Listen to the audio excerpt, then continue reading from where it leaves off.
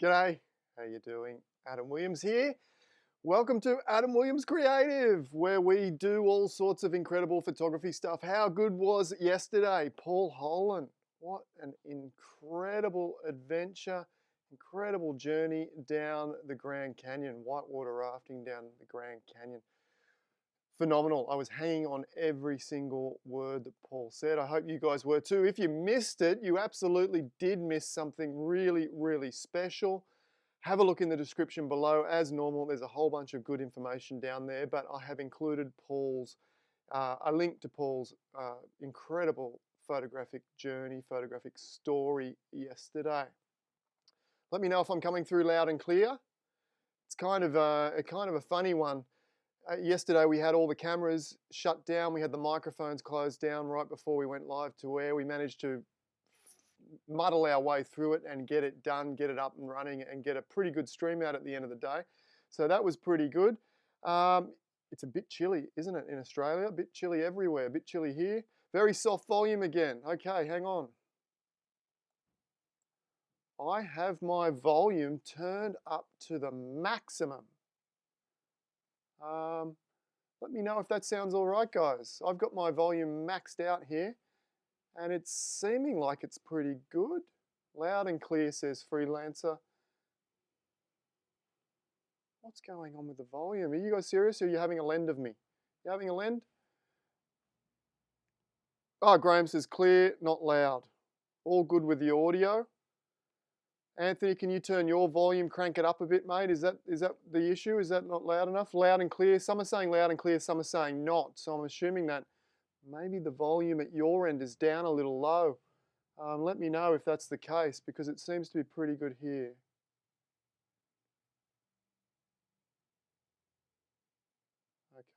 Okay. Volume good, all good, volume okay. Got to put it at the max. Yeah, look, guys. It's a funny little thing, this live streaming. You know, as we're going along, I'm investing a whole bunch of money into camera systems and leads and cables and recorders and different things. The microphone that I would love to be using that's going to give me a clearer, fuller, louder sound. It's a bit outside my budget at the moment, looking at about $300 worth of lapel mic. So I will in the future, I will save the pennies away and I will get one of those. But at the moment, I have to stick. This is a pretty good mic. It is a Rode mic. It's pretty good. It's what I do all my video recording on. But something a little bit more professional in the long term would be better, wouldn't it? It absolutely would be. 115 already. The live critique, this particular live critique episode is not usually the most popular. Generally, the ones that really flood in with the numbers are the creative ones with the big, the big poppy thumbnails, the big fancy thumbnails, big impressive thumbnails. All right. Volume is at 47, so about halfway and doing okay. All right, I think it varies on your end, but I would love to give a clearer, fuller sound, absolutely. We will work on that as we go, as I'm improving everything.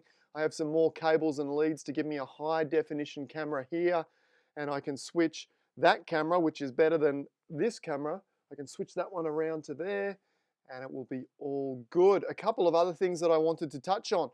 I had to sort of wrap it up a bit quickly with Paul and questions yesterday. I'm sorry about that, but I had an appointment to chat with Carwyn and Christian Fletcher with the Lightminded Podcast. I was on the Lightminded Podcast yesterday. They've already put it live. There's a description down in the comments if you want to listen to myself, Christian and Carwyn, chatting about photography, chatting about the current situation that we're all in, and the different things that inspire me throughout my photographic journey. Andy, is the unopened wine bottle on my desk? Interesting, isn't it? Yes, it is. Yes, it is. I was waiting for someone to ask about the wine bottle, and it took a while. You're all sort of thinking, what's he done? He's dropped a wine bottle there. I'll ask you a question. Is the wine bottle a distraction? Do you think it's a distraction? We're doing photo critique as part of this video frame. Is the wine bottle here, would you consider that a distraction? It's hard to know, isn't it? Depends on what my story is and why I placed it there. If I have a purpose for placing it, then it's not a distraction. It might be part of the story, and it is part of the story, so it's not a distraction. I was wanting you to notice. because I have a thank you. I have a big thank you for Young and Robin, a couple of Port Macquarie photographers that I've met previously at the camera club there. Thank you very much. They thought to celebrate my 6-week anniversary, 6 full weeks on YouTube, 5 shows a week in this time slot, they sent me this beautiful bottle of Shiraz. Thank you very much. I'll celebrate with that probably tomorrow night. It will be absolutely delicious. Okay. Bit early for wine. It is a bit early for wine. We can put that down now. I made my point. Thank you, Young and Robin, for supporting this channel. You didn't have to go and give me a gift, but it is much appreciated. Everyone else, you don't have to buy me a bottle of Shiraz. It's okay. Just being here is enough for me. I would love it if as many of you as possible could hit the like button, just as part of the coming on and as a thank you for me, because what happens, all those likes and comments and views are the reason that YouTube gets a bit excited when I come on here and shares it across the platform, and we're building the momentum rather incredibly. 6 weeks ago, as I've said several times before, we started with 5 or 6 people. The last 2 days, we went over 400, and then Paul yesterday had 300 and something or other. So the 2 highest currently viewed videos in the last 2 days. And it's all thanks to you guys for commenting, liking, coming around here most days and joining me on the live stream. So thank you so much for that. Absolutely. Sound is softer than normal. Sound is softer than normal. Hang on a second.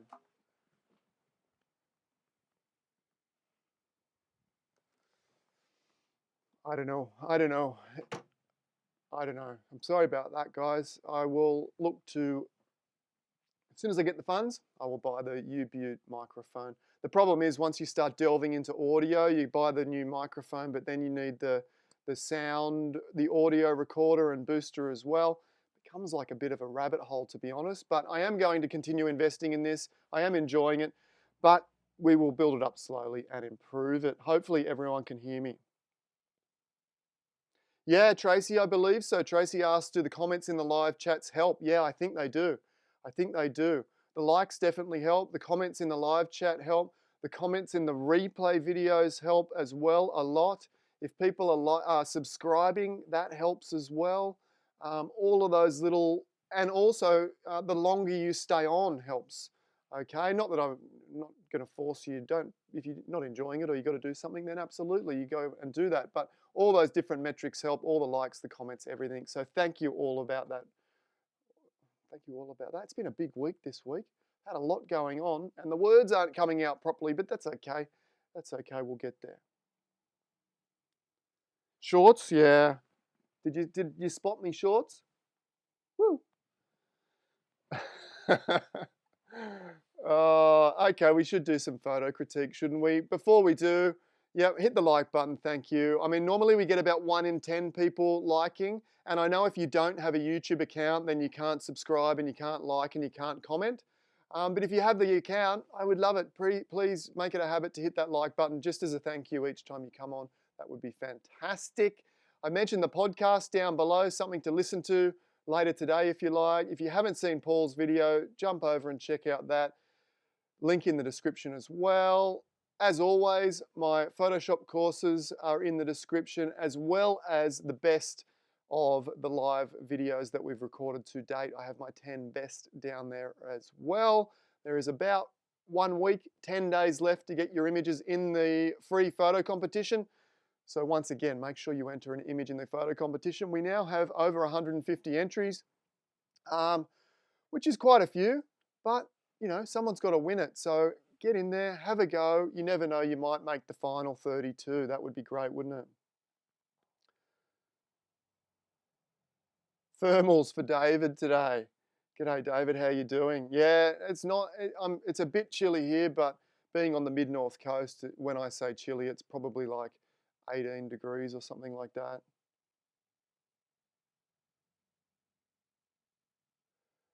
Jan Burt, make sure live volume is on full. If it's low, the computer volume will not change it. Live volume on full. My computer volume wasn't on full. Does that help?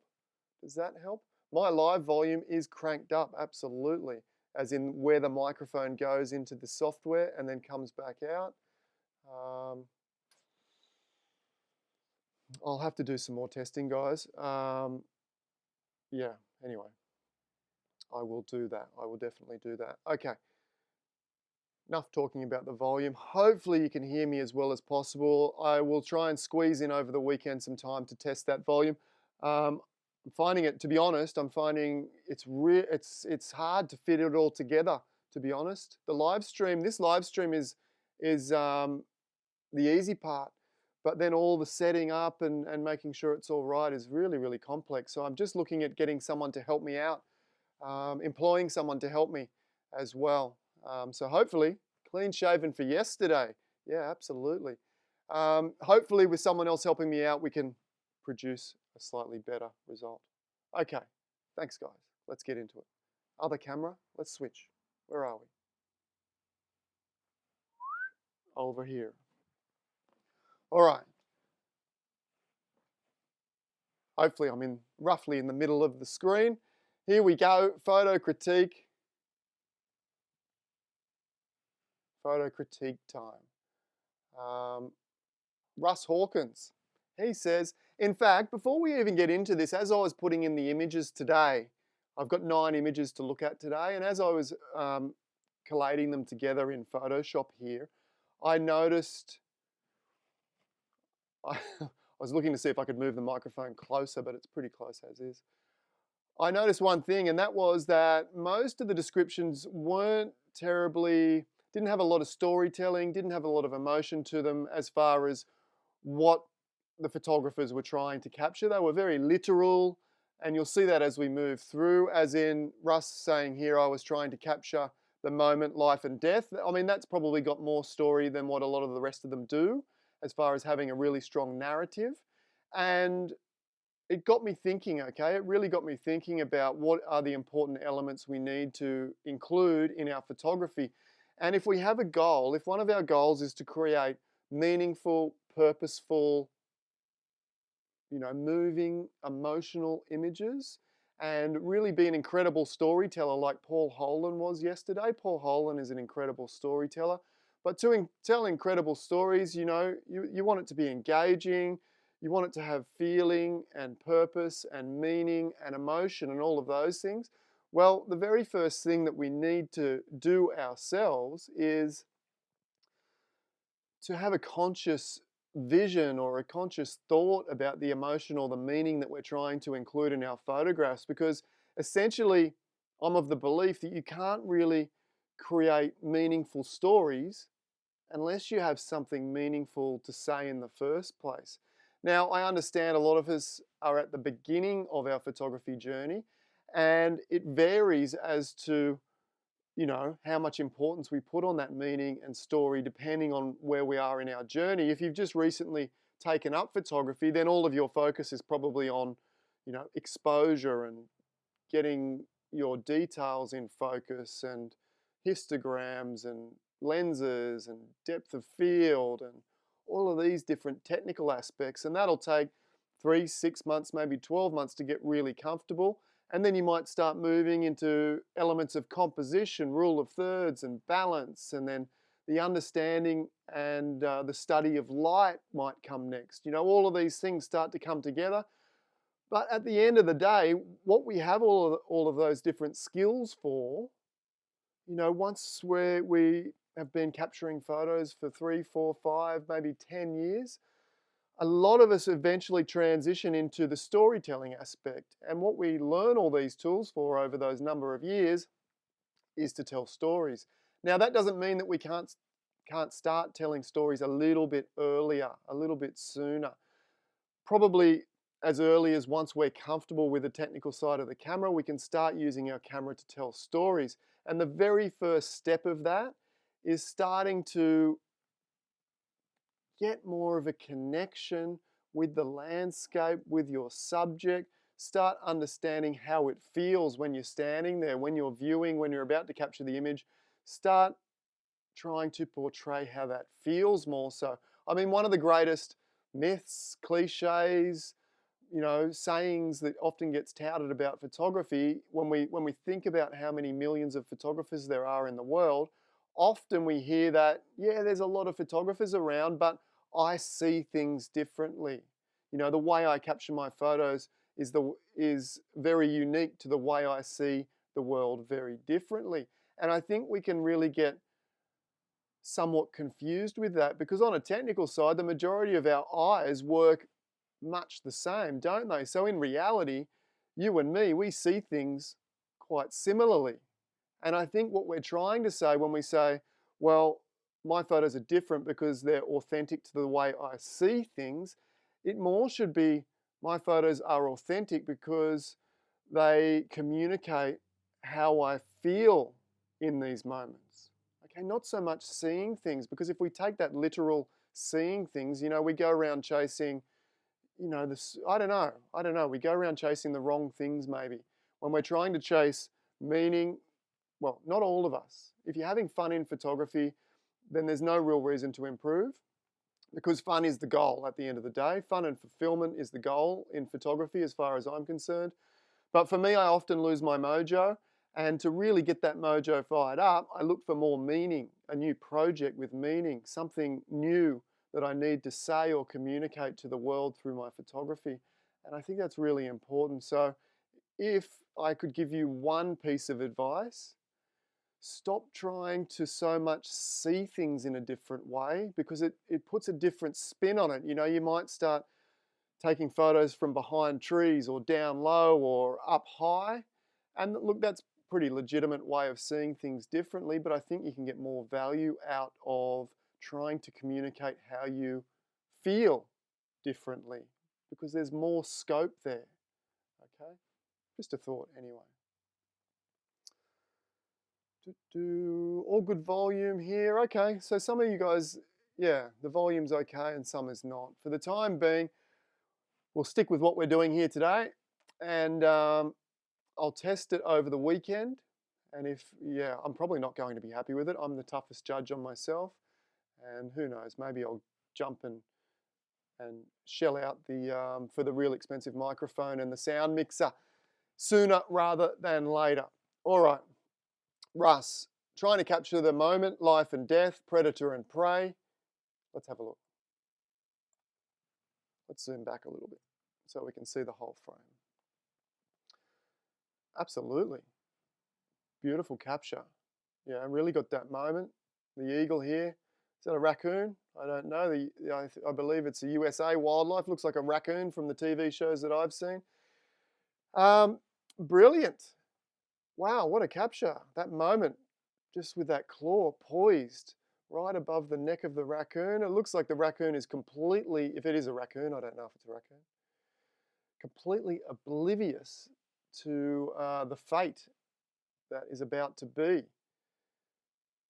Great composition, centrally balanced, brilliant moment captured, absolutely. How would I improve it? Well, there's not a lot, to be honest. I think it's a great capture. Great moment, the poise of exactly where those talons and the claws are the talons, aren't they? But the foot and the talons of the eagle, just above that moment before it grabs its prey, absolutely brilliant. I don't think it would be as powerful if the claw was wrapped around the prey there, okay? Because of the fact that there is still a slight amount of hope that we don't know for sure whether the eagle was successful there. John, how you doing? A little bit late. That's okay. I've been raving on, talking about all sorts, chatting about the volume, this, that, and the other. Bald eagles and a raccoon. Awesome. How would we improve it? Let's have a look. It's only a low res. It's beautifully sharp. I mean, you could try some creative sharpening. We could definitely try some creative sharpening. Let's see if let's see if we can bring out a little bit more feather detail just on the chest here. I'm not sure how we would go about that. We could definitely use something like clarity. If we press Command or Control J, make a duplicate layer, Come up to the filter menu. Where are we? Camera raw filter. Clarity. Now this is an old version of Camera Raw as well, because Camera Raw now has a texture filter, which is very, very good too. So a texture filter in there might help bring out some texture as well. Click OK. Let's zoom back there.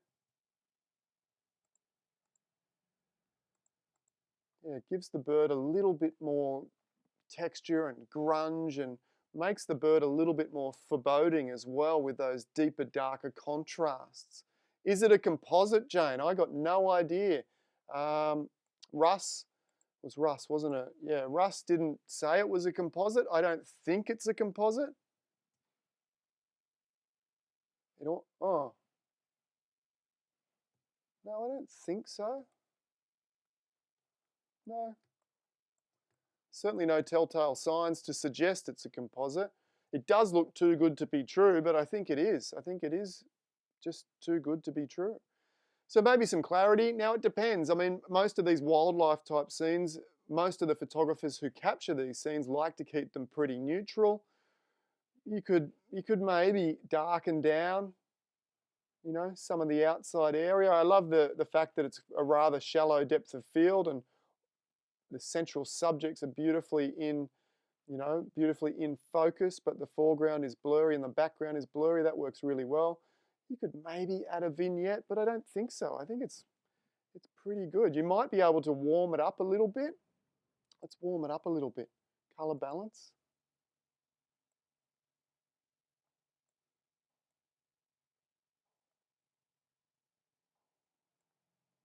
Yeah, maybe. Let's have a look. Before. Doesn't hurt it, in my opinion. I think that's a slightly better color, more pleasing color palette. Before, quite cold and neutral. After, a little bit warmer. I don't think it's a composite, guys. I think it's a really nice photo.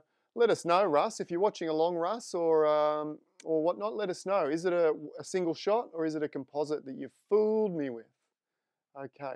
Another little point, look around. I know, again, for wildlife photography, particularly in a competition sense, you're often not allowed to remove anything whatsoever.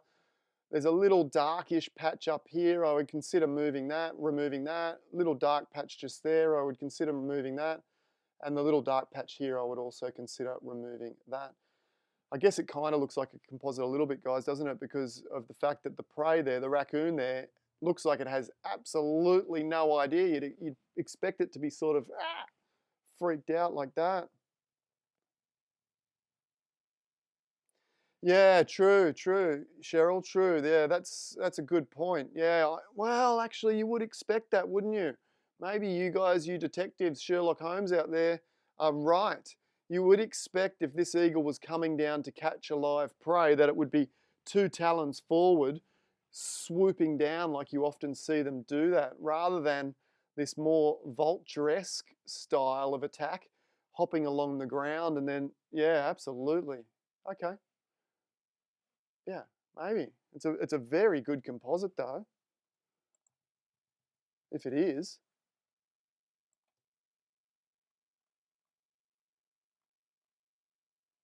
There's a little hint just here of a dark edge around the top of the feathers, isn't there? Just there. That's about the only hint that it might be a cutout. And as you guys said, you know, I'm not a wildlife expert, but I've seen enough David Attenborough, and it didn't dawn on me in the beginning, but that talon on the ground, sitting right behind the rump of the raccoon, would suggest that this guy'd be scuttling away, wouldn't it? Unless he's asleep. Maybe he's asleep. What do you think? Anyway, good stuff. Good stuff. All right. Thanks for that, Russ. I think if it's a composite, you know, well done. Really well put together. And just those few telltales in the attack posture might give it away, you know, in a wildlife type scenario, someone that has more experience in wildlife than myself might pick that up straight away. But very good job anyway.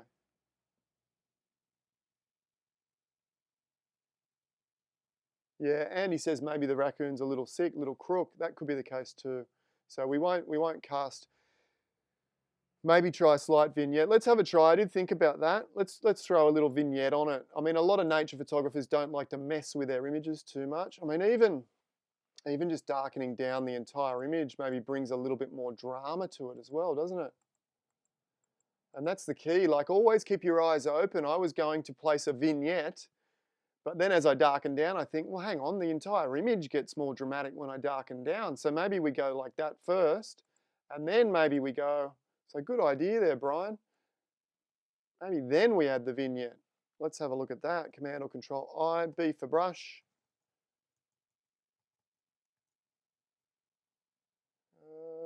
White brush.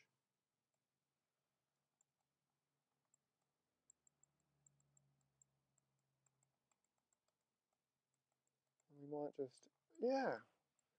I'm glad you suggested that, Brian, because it has made a really big difference in my opinion.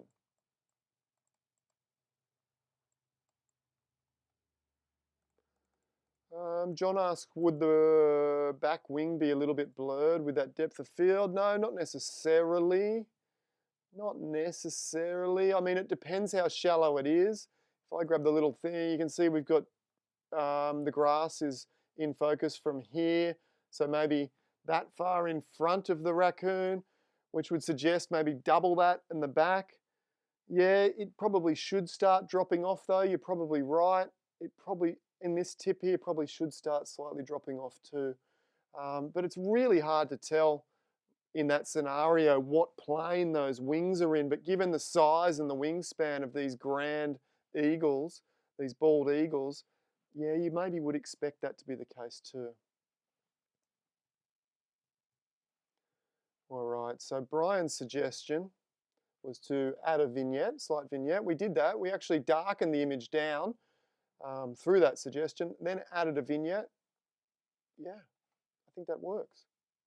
I think that works. If we go right back to the beginning, let's have a look. That was the starting file. And in hindsight, you know, I thought it was a pretty good job, but as we just start tweaking around with the color and the brightness in particular and add a little bit of clarity, it did elevate the image. It's much more dramatic in my opinion. What do you guys think? A bit more dramatic? I quite like it. I'll just have a quick scan down here. Raccoon looks like it's eating. Yeah, it may well be.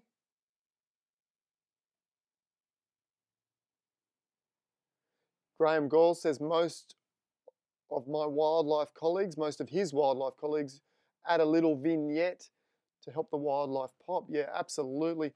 You can do some slight adjustments. Wildlife, particularly wildlife competitions, are really, really strict on what you are and aren't allowed to do. I guess maybe a little vignette is allowed in a lot of those competitions, but I'm not 100% sure, to be honest. Okay, so Daryl says he quite liked the tight cropping as we zoomed in. Let's have a little play with that too. Let me just reset that.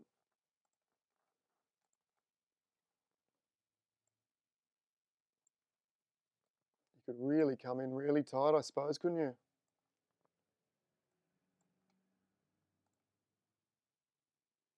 Yeah, different option. I'm not sure it's better. I'm not sure it's worse either for that matter. It's just different. So yeah, absolutely. If Russ, have a look at this, mate. Have a play around, and as always, whatever you think works better or suits your story better, then absolutely go ahead with that.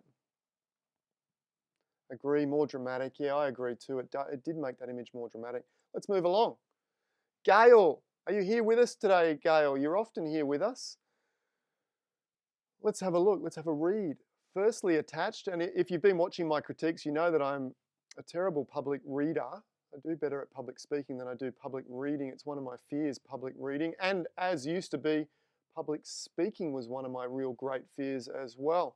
Maybe through my live critique sessions, public reading out aloud, I'll get better. Firstly attached is an image you can use for Friday's session. I got this quite some time ago. If you do want to send me an image for Friday critique, as I've got a mosquito, Mozzie chasing me around there. If you do want to send an image, email me a 2000 pixel image. So resize it down so it's not too big, 2000 pixels, 2500 pixels will be fine. Email me that to adam@𝗃𝗍𝗃𝗍𝗃.com with a description on what it was you were trying to achieve, the emotion you were trying to communicate, the feeling you were trying to capture, the story you were trying to capture, these types of things. That would be awesome. I've got about 2 weeks worth of images in the backlog, so send me another one and you'll be in week 2 or week 3 roughly. Gail here, is Gail here? I'm not sure. Anyway, firstly attached is an image you can use for Friday's session. She might have freaked out and turned us off, if you like. And I use every image basically. Every image that comes in just goes in order and we do them all regardless. I don't pick and choose. Oh, it's not that Gail. It's a different Gail. I'm sure 𝗃𝗵𝗃 is with us most mornings or some mornings. Anyway, at this stage, I'm not very happy with the results to date, although this time is better than the last 2. Well, that's a great start. Often some of my images, I have drafted them and processed them like 10 or 12 times from the start. I get to the end and I delete them or put them aside and then start again and try and do a better job that more suits the vision that I'm trying to communicate, trying to portray. There was one particular example where I was making up like a fossil shape of a pterodactyl made up of aerial photos of the Great Barrier Reef, because if you've ever flown over the Great Barrier Reef, a lot of the reef structures look like vertebrae and bones and well, at least to me they did. And I thought, well, this would be interesting to create an extinct fossil, pterodactyl fossil, sitting below the surface of the water, made out of all different pieces of the reef. And I went and I probably spent 8-9 hours on the first draft putting it together. And I thought, you know what, I can do better than this. And one of the only times I've ever done this, I deleted the entire image, the layer stack out, and started again. And you know what? I've tried 10 more times now, and I still haven't been able to get as good a result as the one I deleted. So you might see that image one day, but it's a huge investment to spend 8 or 10 hours to restart and start again, and then only to be disappointed once again with the results. But you know what? With all this Photoshop that I'm doing nearly every morning, my own post-processing is seeing a huge lift in improvement as well, okay? As yours probably is at the moment as well if you're doing a lot of practice with me. Where are we? I was halfway through this and I stopped, didn't I? Anyway, Gail was telling us that she's tried a couple of times. It started off a nice sunny day in the Kimberley and I am trying to convert it into a dust storm. I've added some cattle, composite photo, not from the Kimberley. These ones are a little bit too fat. And also clouds that I turned orange using hue saturation with colorize checked. And then Gail goes on to say, I was watching your cloud and fog stamp video. I think I've got a link to that one in the description below, and thought maybe I could make the cloud orange instead of white. However, I can't figure out how to do so. How can I help with that? Blah, blah, blah, blah. Got it there. Thanks, Gail. Let's have a look. So, again, quite a literal story, not much about the feeling of the Kimberley and the isolation and the red dirt and the dryness and these kind of things. That's more the feeling and the interpretation that I would like you to work on, Gail, is being able to communicate how this type of Kimberley scene makes you feel, you know, peaceful, calm, tranquil, hot, dusty, dirty, these kinds of things. That would be really helpful, I think, from an artistic point of view in moving forward.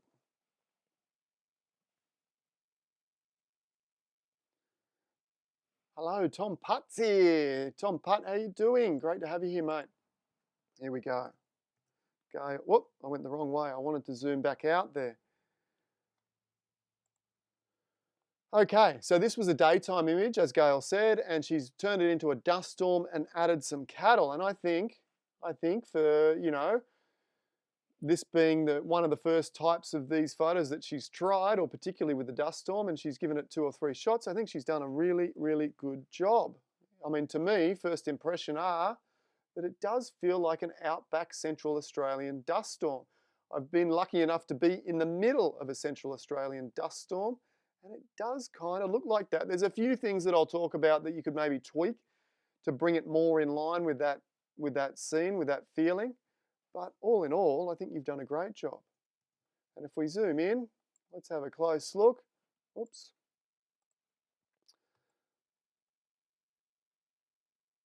Cattle, yeah, the composite looks pretty good.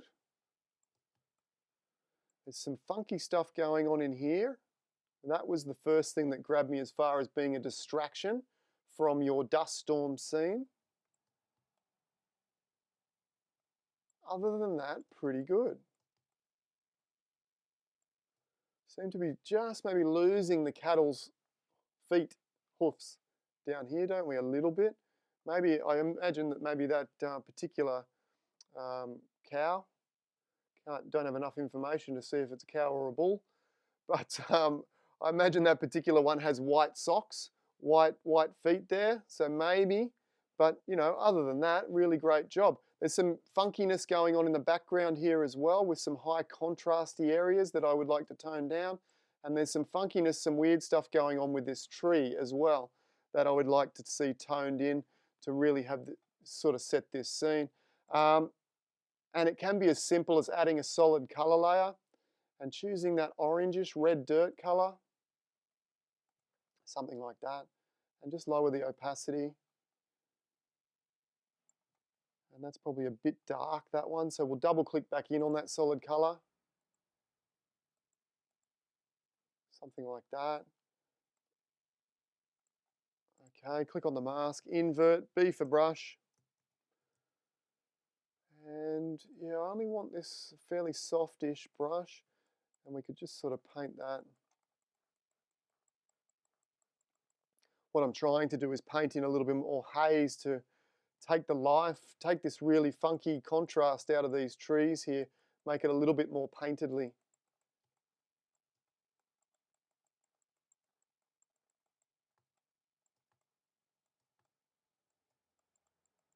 Okay, something like that. With that particular cloud photo or fog photo, do I have a fog brush here? Let me have a look. Brush, fog.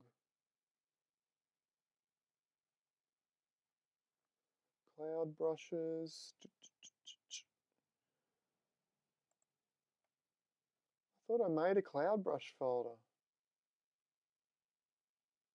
Can't see them. I must have deleted it. I did have a cloud or a fog brush, but essentially what you would do, Gail, to turn your fog brush orange is to stamp your fog on a brand new blank layer like this one here. So just click on the new layer stamp there, then stamp the fog pattern down, and then I think what you should be able to do is add a solid color layer in maybe soft light, or try a few different other blend modes, and use that clipping icon to clip. So if I had a solid color layer, for example, and we'll make it orange, and let's call this one, this would be my fog layer. You would add the solid color layer and then clip it down by holding Option or Alt to clip those two together, like that. In this case, it's not going to do anything because that blank layer doesn't have any fog on it, but you would clip it down, then play with the blend modes, play with the opacity, and that should change that fog to a nice dusty red dirt orange. What else do we think? Mike, yeah, Mike's a bit of an outback mood specialist, Mike, at Rusty Tin Gallery. Yeah, it is a nice outback mood to this image with the red dirt. Tracy asks, do I use a mouse or a pen, Wacom or similar? I use a mouse for a couple of reasons. I'm of the opinion that the majority of my students at Easy Way Photography are mostly using mouses in the beginning, at least. So I like to be using the same thing as them. And then secondly, I just recently traveled around Australia, and to use a Wacom tablet, you still generally need the use of the mouse as well. I know you can get away without a mouse, but it becomes kind of frustrating to me to use the pen as the mouse for browsing and this and that. So I need a bit more space to set up that entire situation. Now that I have an office, I might think about a Wacom pen again. But in saying that, as far as teaching is concerned, I prefer to use the mouse because then it rules out that scenario where my students are thinking, or maybe Adam's edits are better than mine because he uses a tablet and instead of a mouse. So I want to rule out those kind of scenarios and just use what most of my students are using. Yeah, absolutely. Leonie says, well done for giving it a try. And I think she's done more than give it a try. I think she's done an exceptional job on capturing this outback dusty mood. And look, I only added that one layer just to sort of pull back on some of the contrasty areas on the image just here and here. And even, maybe I've gone too far. You could even lower the opacity of my particular, where are we? My particular layer there a bit more, you know, something like that. Tom Part missed the shot of my shorts. Are they shorts or are they boxer shorts? They're shorts. All right. Mouse all the way. Yeah, I enjoy the mouse. I think you get used to whatever you use. If you're doing more, look, if I was, and I do a lot of compositing, and I often feel like when I'm cutting out bits and pieces that the pen would be much, much more useful. And I think, yeah, I think the future might hold a Wacom pen for me. At some stage. I have used one before, but I think I might go back to it at some stage. Robertino, g'day mate, how you doing? Watching from Melbourne. He says, I'm great to watch, down to earth, true blue Aussie way. Thanks mate, I appreciate those comments. I try and be myself, a version of myself. A lot of my friends that probably watch this say, oh, that's not the true Adam Williams, but I don't know. I don't even know what the true Adam Williams is, to be honest, but it's definitely a version of me. Fred Flynn. Yeah, we won't make any jokes about animation or cartoons, will we? That would be, I'm sure Fred's heard them all. I love the name, Fred Flynn. What Fred was aiming for, contrast of land and sky, shadows from sun low in the sky, spectacular sky with light side on, bright to the right-hand side, dark to the left, dark to left, and darker low levels. I'm having trouble reading this one. Spectacular sky with light side on, bright to right-hand side, dark to left, and darker low-level clouds, light high level. All right. Did he say where it was? Is it the pinnacles? I think he did. I think I cut that bit out. Sorry, Fred, I'm useless at reading. Apologies. It looks like the pinnacles in Western Australia. Fred, is this the pinnacles in Western Australia? If you're watching along, I absolutely think it is. Let's have a look. What do I like? I like the time of day. It's looks like a beautiful early morning or late afternoon with that light streaming in from the side. I like the colours. I like the orange and the blues, absolutely. How would I improve this?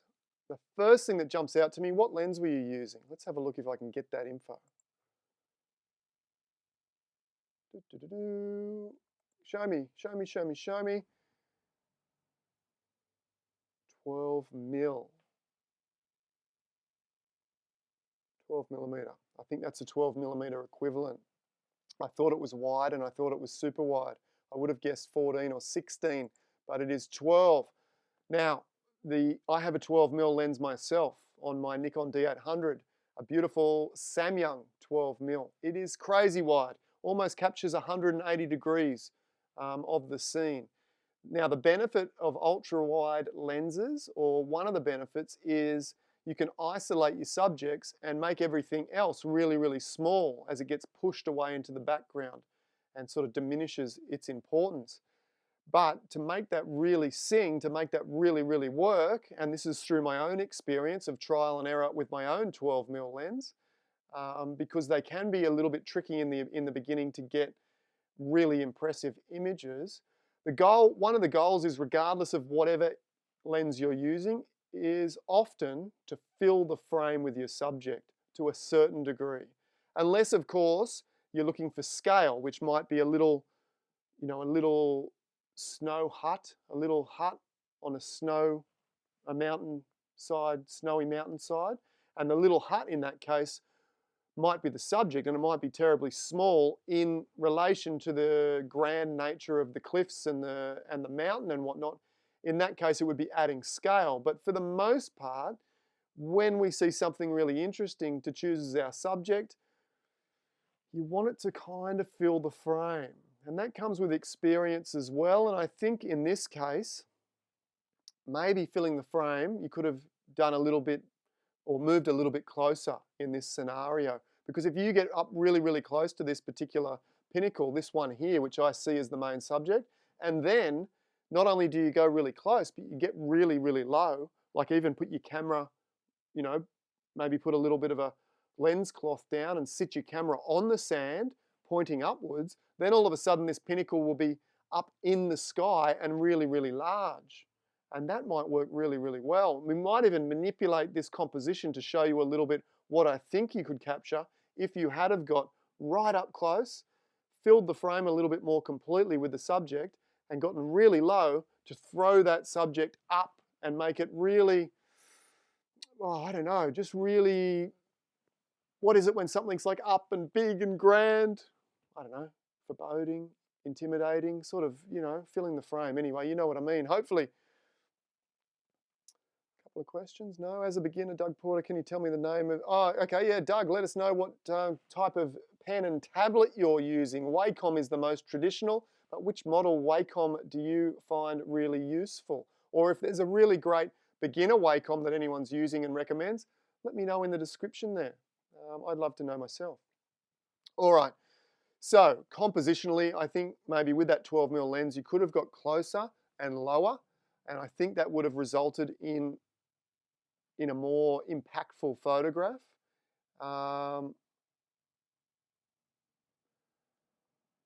Question here from 𝗏𝗏𝗡. All these nicknames or names, I'm not even sure. Asking to me for landscapes, do I use a wide or telephoto? I absolutely use a wide most of the time. My two favorite lenses are, in fact, my 14mm Samyang and my 21mm Zeiss. They're both incredibly sharp and they're both very, very wide, and I like to get up really close and set my subject within the landscape. But I feel like this one could be a bit bigger. Let's have a little play and see if we can get, you know, a rough composition of what this might have looked like had we filled the frame a little bit more by manipulating it in Photoshop. If we grab, I think I can get, let's grab that.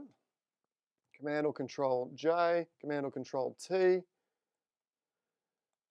Now please don't take offense. I'm just showing you basically what I think this would have looked like. You know, you don't have to fill, I'm not saying necessarily you need to fill the frame like this. You know what I mean? You could, but generally I like to set my subject within the landscape, within an appropriate amount of the landscape, and have the subject an appropriate size. So it's obvious that the reason I took the camera out in the first place, and I'm pretty sure this is a photo of this particular pinnacle. At least that's the impression that I get. So let's see here. Let's run with that initially. And what we'll do, let's grab this sky. Yeah, and I agree, the shadow in the foreground, this one here, it's distracting, and I find it distracting as well. I find it distracting because it goes light, dark, light. I think just one transition would be better, and I think when I mess around with this composition a little bit, you'll see that shadow will form like a vignette or a boundary on the edge, if you like, and it won't be as distracting. Let's grab that sky. How do we do this? How do we do this? Let's actually grab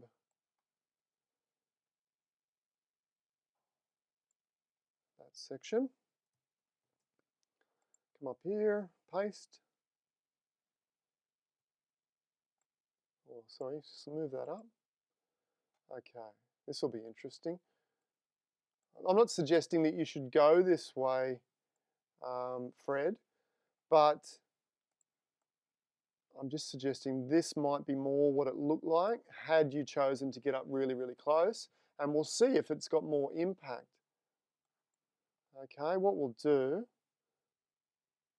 let's add a layer mask there and invert B for brush. And I'll just do this rather roughly just to give you an idea of what I think the composition could have looked like.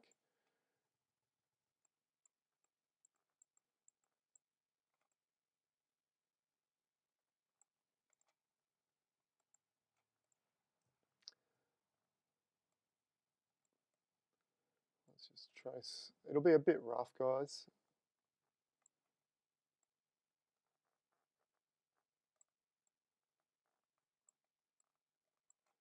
So just as a bit of a demonstration of what I'm talking about.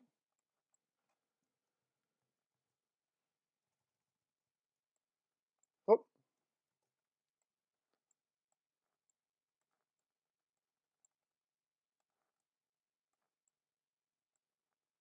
Okay. We won't go into blending that out, but absolutely this is a composition that could have been captured with a 12mm lens. You would probably need to get within about 1/2 meter, like right up close, and get right down low. And then what happens is you fill the frame with the subject. With that wide angle lens, everything gets pushed backwards. And then because you're down low, the subject gets thrust up into the sky and increases its importance. Because, I mean, and that comes back to, you know, if someone's really important, they're often put up on a pedestal up above. So we're always, you know, you're looking up in this direction. You know, think of all the classic statues in the past. You always have to view them looking up like this, and that increases that importance from that perspective. So think about that. When you get down really low, you can increase the importance of your subject by that perspective of looking up at them into the sky. Okay, so keep that in mind. If you guys at home have a wide angle lens like a 12mm or 14mm like I do, and I love it, get in close, get in low, and you'll be able to get compositions like this. And if we just flick back, okay, take the photo from up in there, and you'll get something like that. Okay, simple composition, and it just comes with experience about knowing which lens to use. I think in the beginning when I first started photography, and I think we all fall into this trap, you know, I bought my first digital camera. It was a Canon 400D. Okay, it was just a cheap DSLR at the time. But then, no, I didn't buy one lens and get used to how to use one lens. I bought a couple of wide angle lenses, like a 14 and a 20, and then I bought like a 50mm, and then I bought a zoom lens, 100 to 400 zoom, and then I bought another couple of lenses, probably a macro, this, that, and the other. And what happened was, I didn't know how to use one lens. I didn't know how to use the camera, let alone, you know, confidently get the best results out of all of these lenses. And that's exactly, stick with that one lens for 2 or 3 months and practice different compositions, getting in close, going further back. There is a time and a place for this particular composition, and maybe you prefer that one more than I do. And absolutely, if you're trying to show how small this particular object is within this vast landscape, then absolutely you've captured that.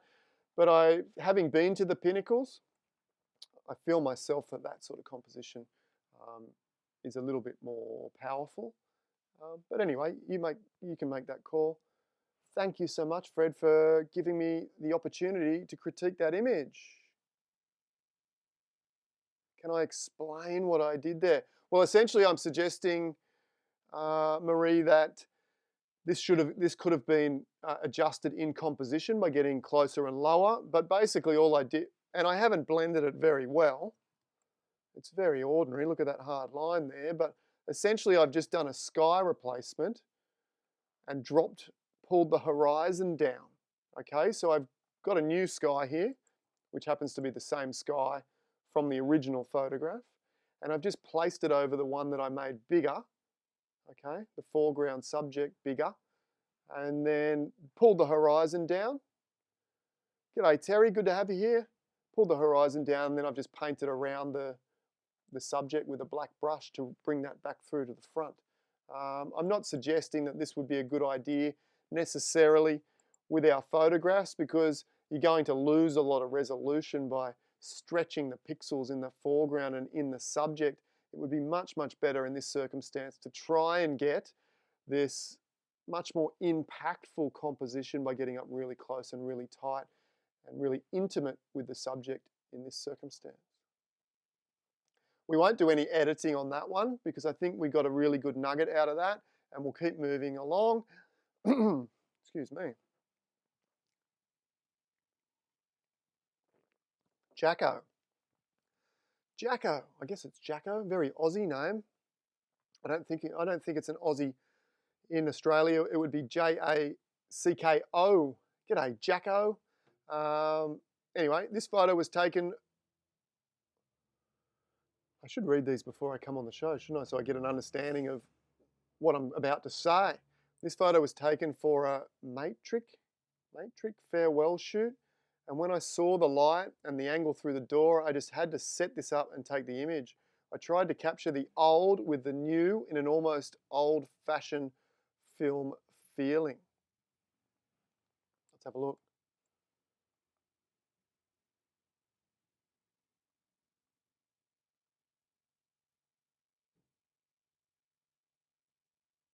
Oh, you guys are talking. I was wondering what you're talking about. You're talking about Wacom tablets. Did I crop this? Let me just have a look. I did. Sorry about that, 𝗃𝗂. Well, let's just click no there, actually. I cropped this one because I used it for the thumbnail because I loved it. I love the big, bold colors and the dramatic light, and which is pretty much everything that you said you were trying to capture, wasn't it? When I saw the light and the angle through the door, I just had to set this up and take the image. I tried to capture the old with the new in an almost old-fashioned film feeling. Okay, excellent. Love the light, love the boldness, love the composition with the leg out the window, the red, everything. It's all working. It all looks incredible. There's a couple of little things which you could fix up. A little bit of attention to detail. Up here, can we see that? It's only minor, but there's a little white section of sky there. You just need to crop in, and at the same time, in actual fact, as I look down the edge of this frame, this black section of the window is not adding to the composition, is not adding to the story. So just tweak that in a little bit, and just keep your eye on the edges of the frames, okay, as we come around. Anything else on the edges whilst we're on that subject? You could maybe clone stamp out some of these little twigs and bugs and whatnot on the tires, because again, black versus white, very high contrast, is going to maybe draw the eye down there, and when we get there, it doesn't really have any significance to the shot. So if you're going for that really high-end commercial type feel, which I feel this is sort of like that advertising type feel to your image or this particular image, then maybe clean it up there, really polish it. There's a little bit of halo on the horizon. I'm getting really critical because it's such a good shot and there's nothing else standing out, but there's a little bit of light sort of transition where it goes dark, light, dark. So just, and the way, let's do that actually. Let's see if we can get rid of that. If we add a blank layer, here, and then press change, let me slow down, add the blank layer, change the blend mode to darken. Where is darken? There. Grab our clone stamp. Which is the clone stamp? This one here. What's the shortcut for clone stamp? S for stamp. Should know that, shouldn't I? I don't use the clone stamp a lot, to be honest. And normally I'll set this up at about 80% opacity, 80% flow.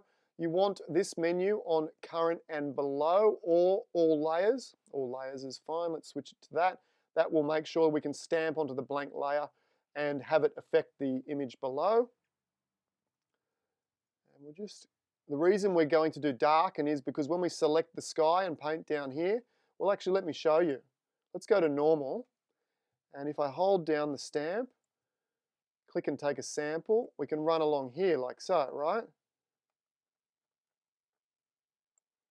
Oops, let's do that one more time, but not run into the edge. hold down there, click, and we'll run along here. We'll stop there and start again.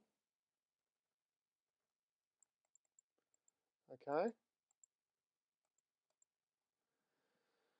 It's not great, is it? It's a bit mushy, bit mushy. You could probably get away with it. You could probably blur it out a bit, but if we change the blend mode from normal to darken, that particular edit we just did will only affect the pixels that are being darkened by the process. And because the foreground that we painted over is way, way darker than the sky, it should only affect that slither of light, of halo in between. Darken, where is darken? There it is. See? Now that I've done it, probably looks worse, to be honest. Looks more artificial, doesn't it? I'll be honest. When I make a mistake, absolutely. But that would be my first go-to. The second one, let's delete that. The second one, how would I go about fixing that? How would I go about fixing that?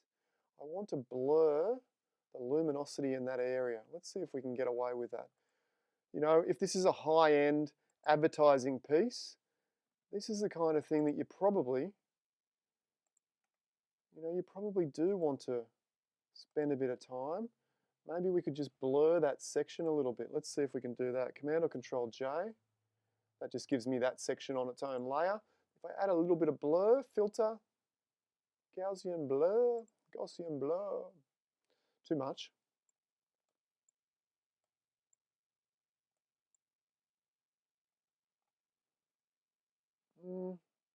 It's better, in a sense. That area there, obviously we just go Command or Control T and just stretch that out. Is that better? I think so. I think so. Maybe we didn't need to blur it that much, or maybe we could, I think those trees are okay, but you could play around with blurring them. But what I was picking up on is this little light slither here, you know, to really elevate this image and absolutely polish it to perfection. You might want to look at that.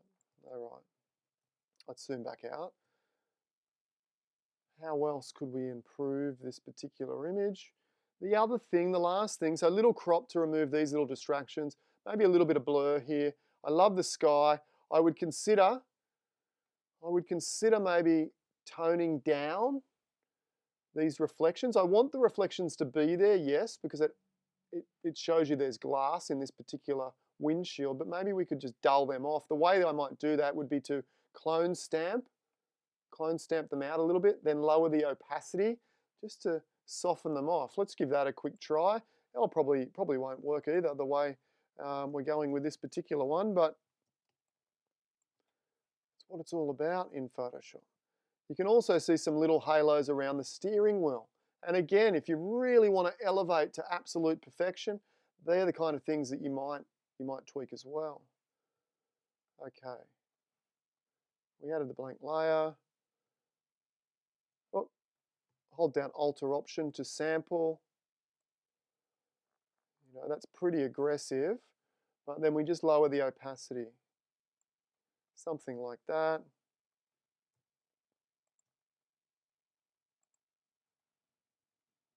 Yeah.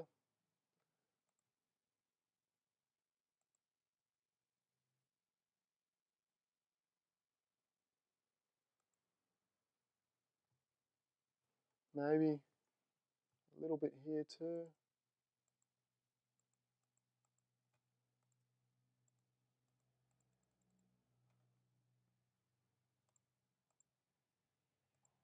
Yeah, I think just soften them off as well. The last thing, you're going for that nostalgic old world film style. I think maybe the blacks could be a bit strong, and you might get a bit more nostalgia by adding a curves layer and popping that black point up a little.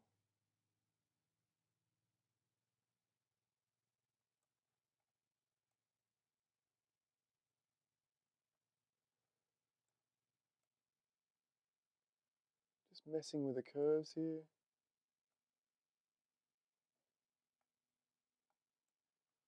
Yeah, maybe. It's a bit more dusty, a bit more washed out. Maybe. You tell me. Maybe a little clarity on the truck. The clarity of the truck is very, very good, to be honest. I mean, we could try a little bit of clarity, but it's chock-a-block full of clarity already. Filter, let's see. Camera raw, clarity. Yeah, I mean, it depends. If you like that kind of HDR-ish effect is what we're kind of getting. I mean, I have cranked the clarity up to 100 and we're getting a very HDR-y effect. As I do crank the clarity, you also can see, look at that one, all the photographers and assistants in the reflection here as well. So you would want to keep an eye on that. Again, if it's a high-end commercial shoot, you would want to keep an eye on that reflection, or you would want to move the car somewhere else or take a slightly different shot where you just had a reflection of the landscape in there and then paint that over the top to remove all those photographers. Okay. Would a dodge and burn work in that case? For darkening that little halo? Yeah, absolutely, Robertino. You could do that in numerous ways. You could just use a little brush and just darken down that little section as well. You could also use blend if just to contain it within that particular range. Yeah, I agree, Leonie. This photo could be a country album cover. Yeah, it has an old 50s feel. Hopefully that curves layer that I produced back here sort of added to that. You know, we could also add a little bit of a color tweak to it as well, like a color wash. Let's try photo filter. It's just about trying things. You know, I quite like that too. What about you guys? It really gives it a late afternoon feeling and that warm wash throughout the entire scene. Maybe you like the coldness within this internal section, in which case you could go B for brush and a black brush. Set up this brush again. And we could keep the cold here, but have that warm outside glow out there. I think it's a beautiful photo. Really, really, really well done. Whose photo was it once again? 𝗃𝗂𝗃𝗀𝗃𝗃. Cloppers. Okay, mate. Thank you. Oh, I said mate. Mates are guys or girls here in Australia. But anyway, let's keep on trucking along. I'm digging myself a hole today, aren't I? I really feel like I'm digging a hole. Giving everyone a hard time about their names, about this, about that. Having trouble with the microphone this morning early. I like the warm tones too, Sonny. I think that worked quite well. Let's have a look at before and after. Before, beautiful shot.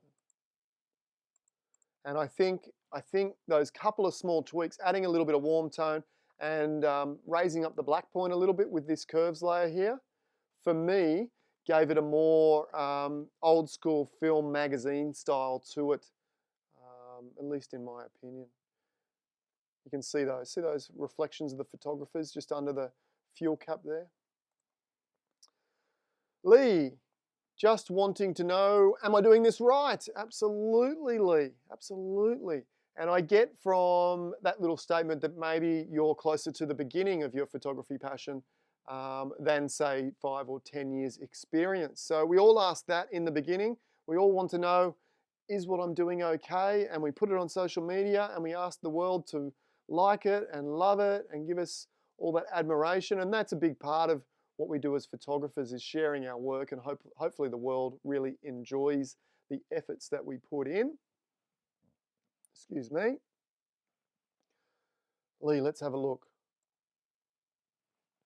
Absolutely. Lee, I'm not sure how long you've been taking photos for. I'm just guessing by the statement there that you left me that probably not a long time, but the photo doesn't really give away that at all, because I'm enjoying a lot about it. There are a couple of things that I would tweak, but I'm enjoying the composition. I think the subject choice is really, really great. One of the things that we often lack early in our photography is big, bold subjects, and you've got a big, bold subject here, so that's absolutely excellent. Beautiful time of the day to be out, whether it's late afternoon or early morning as the sun is rising or setting. beautiful by the river there. Absolutely gorgeous. I think you've done a great job. Tweaking it, how would we tweak it? There's a couple of things. The horizon seems to be dropping down to the left. So we grab the crop tool here, grab the straighten icon. I reckon for me, that's the horizon there, or at least roughly. So we straighten that up. Yep. What do you guys think? Let me know what else you would change. The other one that is kind of bugging me a little bit is the subject. You've got enough of it. You've got enough of the subject that I want to see all of it. And we've just chopped off the last branch here. So always look around the edges of your frame, making sure that you haven't chopped off a beech or a tree or something important that you're going to be wanting within the frame later. And I think, as this is, I can see what you're trying to do with the composition. I would want to see the whole tree. Because we don't have the whole tree, I'm then inclined to maybe run with something a little bit tighter. Maybe a beautiful, almost, well, we could maybe even switch to square.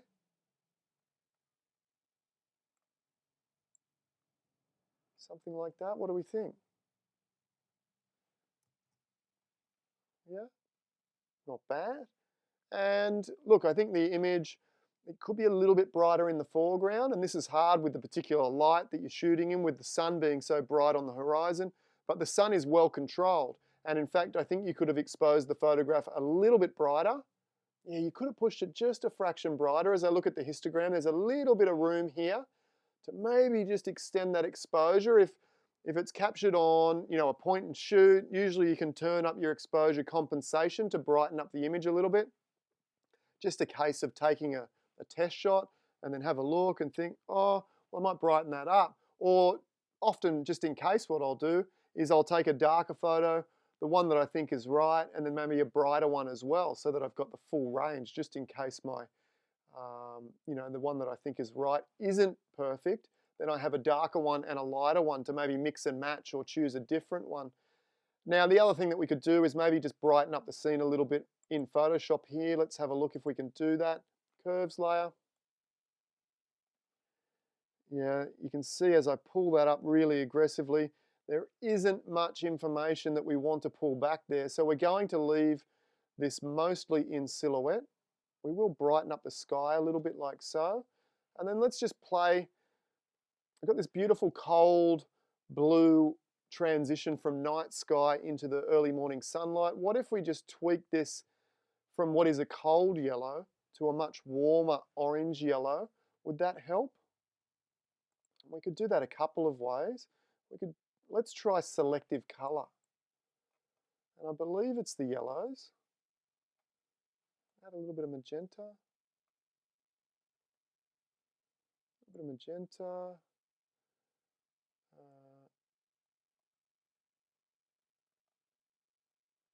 Yeah, that's warming up a little bit. It's not warming up oh, that's warmed up a little. Okay, that worked a little bit. Let's try color balance.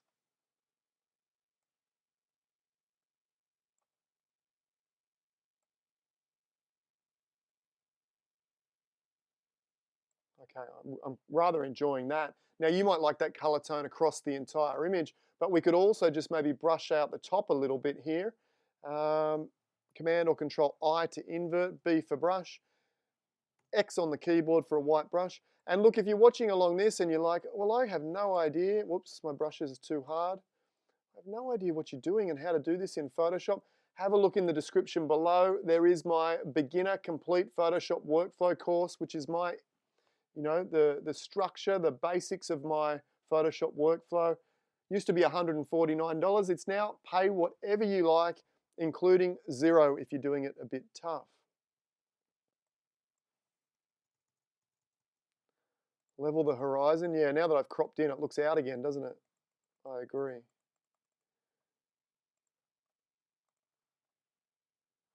Let's drag a ruler down. Well, it's not too bad. Yeah, a little bit.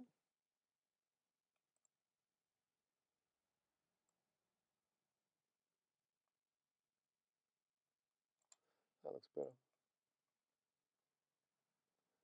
View clear guides. Okay, what do we got here?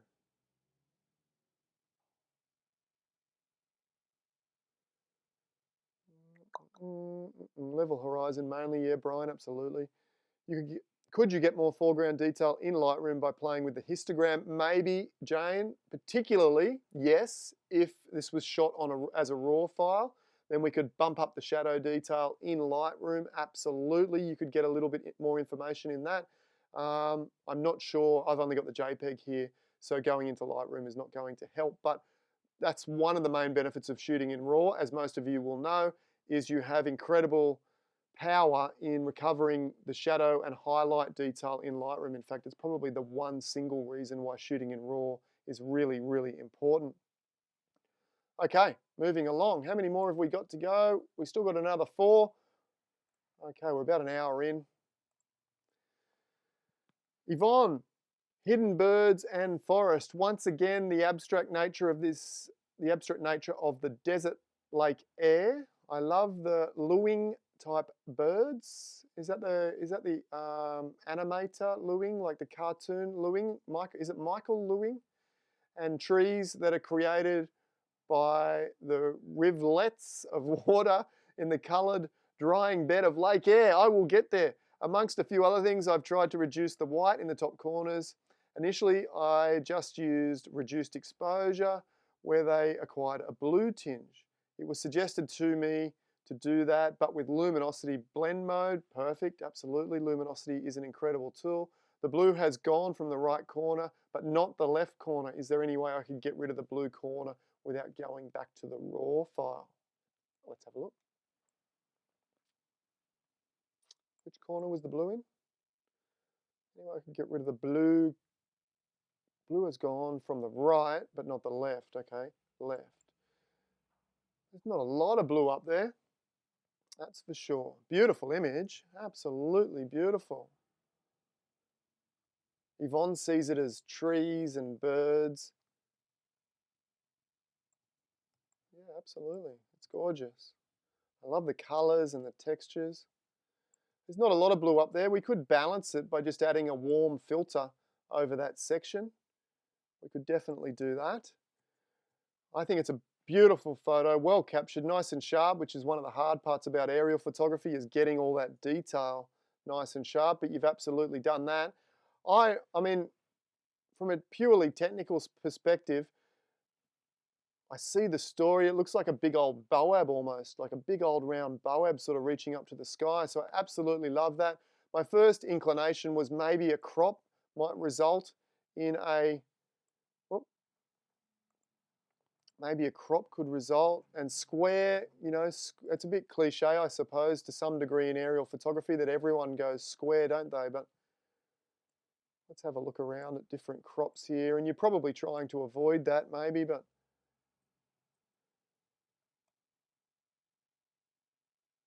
I mean, I think from a purely impact perspective of an abstract art piece, you know, maybe that has more impact. But does it look like a tree, or do we lose the tree? I think we definitely lose the tree, don't we? So I think staying where we are for the most part. Maybe we could go and just crop a little bit of that out. Although then we kind of lose the 𝗏𝗏𝗏 shape, don't we? Yeah, interesting. Let's stick with that. I do see a little bit of that blue up there. And absolutely, we can just sort of go solid color in soft light, choose an orange color. And this, we should be able to paint in a bit of warmth. It's always good to just keep an eye on the blend modes as we go. Even that looks pretty funky, doesn't it? I know it's not what you're looking for, but, you know, it's always nice just to see if it triggers anything. Soft light. And that's already done it, actually. Oh, in fact, I want to brighten that up a little bit. That's done most of the job. B for brush. Thank you guys for submitting these images, by the way. It's really, really great that you take the brave step of putting them in front of heaps and heaps of people. Heaps of people watching along. How many are watching along? We probably lost half of them this morning, have we, with all my ramblings? That's okay.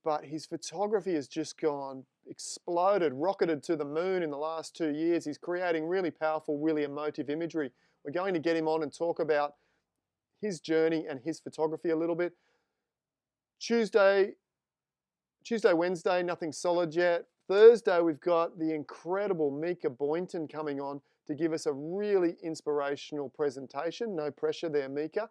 Absolutely looking forward to that. Will be incredible. And then Friday, we have 𝗏𝗏𝗡𝗍𝗂𝗏, one of Tasmania's most well-known, most respected landscape photographers coming on. So we've got a big week next week. So make sure if you're brand new here, hit the subscribe button and join us next week, starting on Monday, 10 a.m. Sydney time, which is roughly this time slot.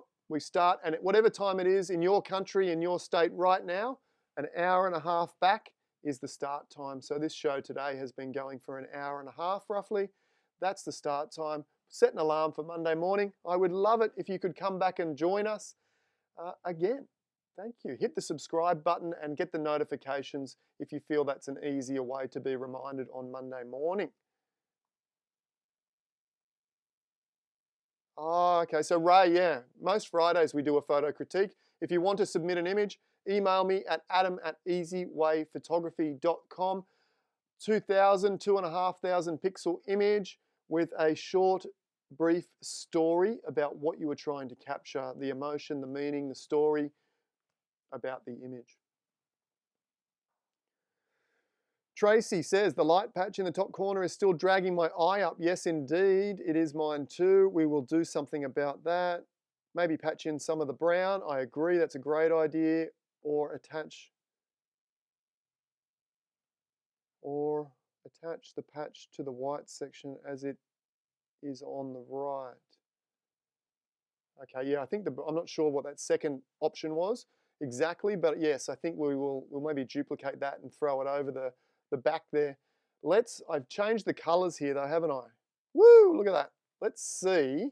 It's a bit crazy. Let's see if we can kind of paint in a bit of this and make this I don't know. I mainly want yeah, I know. Everyone's going, what are you doing? That's horrible, I agree. But let's use BlendIf. Double click here. If you're not sure about BlendIf, you need to know BlendIf. Of course, you need your Photoshop foundation first. You need to know about layers and masks, etc., which you can get via that course in the description below.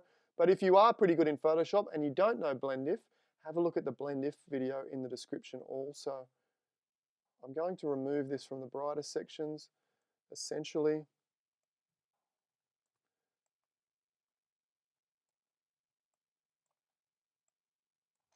What do we think? What do we think about that? Before it was kind of greenish, and I know it was probably greenish on the day. It doesn't mean it has to stay greenish. And if we don't quite like that color, we can click back on the icon of the layer here and tweak it around a bit. Look at this. Woo!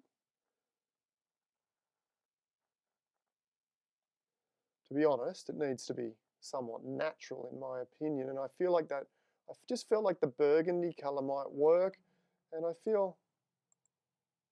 don't feel it takes away. I feel it matches back in with the browns back here a little bit better. Okay. Let's just patch over a little bit of that to that side. Look, I don't think this is overly critical, this next step. Command-Alt-Shift-E is going to merge my layers up. Command-Alt-Shift-E on a Mac. Command-Option-Shift-E on a Mac. And on a PC will be Control-Alt-Shift-E. Yes, absolutely, Dean, some embossed sharpening. It probably isn't going to show up particularly well on this image because it's a low resolution, but the embossed sharpening technique works really, really well with aerials. So I've merged that up. If we press Command or Control T and then right-click on the image, we can flip it over. Okay, and that gives us this brown section on this side, and we can kind of balance the image out. Add a layer mask, Command or Control I to hide that. Zoom in, and I'm sorry, my style of critique is pretty aggressive, isn't it? I really get in there and mess your images up. And really change them around. That little patch there is a bit of a giveaway that I've done something, isn't it? So we might be better off duplicating that layer again, Command or Control J, and I might bring over a little bit of that brown over to there. The easiest way to do that, I'll delete the layer mask, Command or Control T, and we'll just drag this over like that. I want that little bit there. Add the layer mask back in, Command or Control I, and just so that it doesn't look like a dead set flip, see that same patch, All right, sneaky, very sneaky. Looking good. Let's try a little bit of embossed sharpening. Again, we need to merge those layers up. Command, Option, Shift, E on a Mac, Control, Alt, Shift, D. Just brings all of the adjustments onto one layer that contains the photographic pixels. We are going to go to Filter. This is also a really fun technique which has a link down below. It's called 3D Emboss Sharpening. Find it in Stylize here. Filter menu, Stylize, Emboss. Look at this. It's kind of fun even just like that. Now that makes the rivers look like they're up. And that could be kind of funky in itself, but I don't really want that, do I? I want the rivers to be down. Okay, and you can mess around with these settings as well. We might keep it pretty toned down at something like that. And you'll notice the higher the resolution, the settings kind of change to suit. So you'll need more emboss filter on a high resolution photo than what you will on a low one. And we change the blend mode on this to, what do we change it to? Overlay, don't we? And you'll see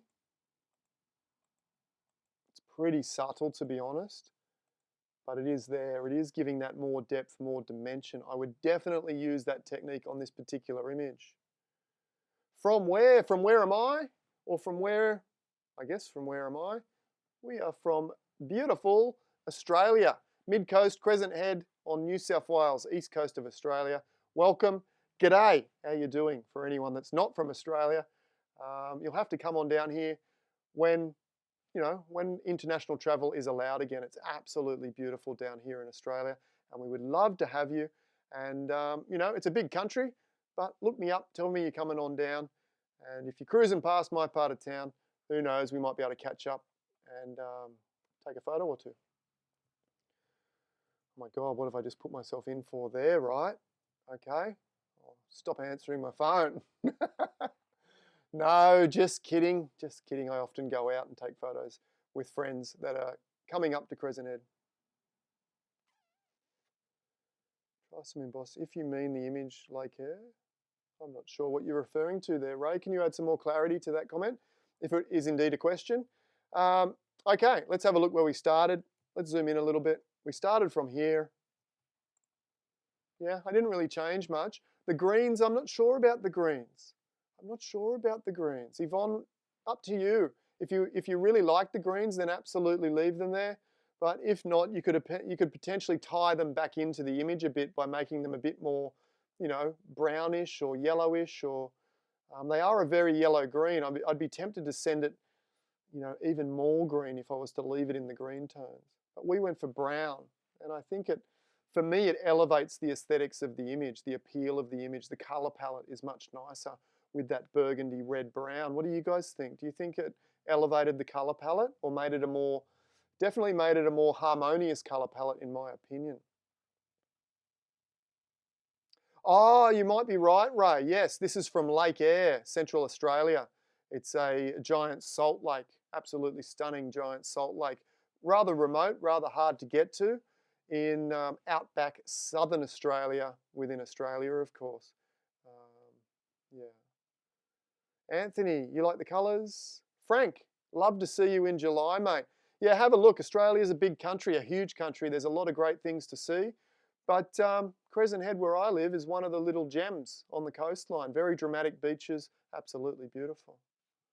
So if you happen to be driving past, give me a yell. All right. Sorry to whoever the author is of this image. I've forgotten to add your name. What a mistake. I'm very sorry about that. Unless I can find it within the file, I have no way of grabbing it right this very second. Okay, sorry about that, but thank you for this photograph. We have a mystery contestant, a mystery submission. And they say the aim of what I'd like to achieve is to create a lovely light effect that wasn't present on the day. Awesome, I love doing that too. And feature the interesting and different clouds in the mountains.